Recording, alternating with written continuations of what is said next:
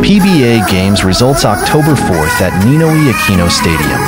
Converge Fiber XCRS crushed Mighty San Miguel Beer 114-100 to force do or die on Sunday, October 6, 2024.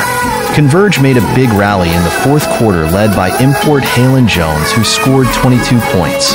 Scooney Winston is the best player of the game with 26 points, 6 rebounds, and 5 assists. Justin Arana scored 25 points. Other Converge players scores Stockton 16 points, Carolipio, who fires in the fourth quarter with 10 points, Santos 9 points, Cabignot 5 points, and Ambaha 1 point. The side of San Miguel Beer import Anasike scored 35 big points, June Mar Fajardo scored double-double, 17 points, 20 rebounds, 4 assists, and 2 blocks. Quarter scores.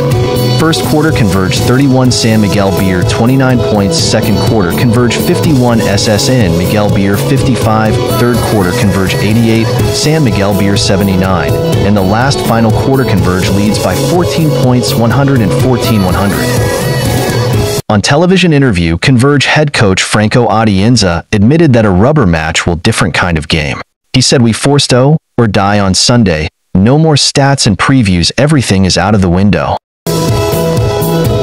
Yung nagsabi na bigay ng San Miguel ang laban sa Game 4 para umabot sa Game 5 para kumita ang PBA ay hindi yan totoo, mga idol.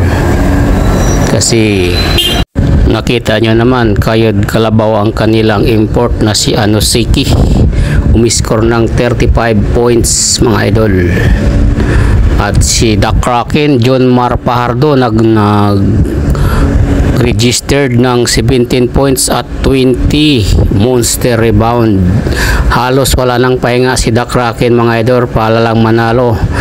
Pinipilit pa nga hanggang sa kadulo-duluhan ng fourth quarter ay hindi pinaupo ang 8-time MVP.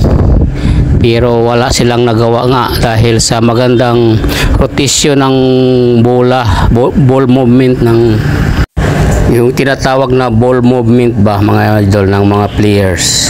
Maganda at gumana nga ang mga rookie na sila Johnny Wilson, si Brian Santos at si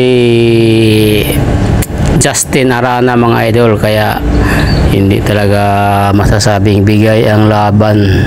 Tuyod-kayod ang ginawa ng San Miguel Beer, mga idol. Thanks for watching.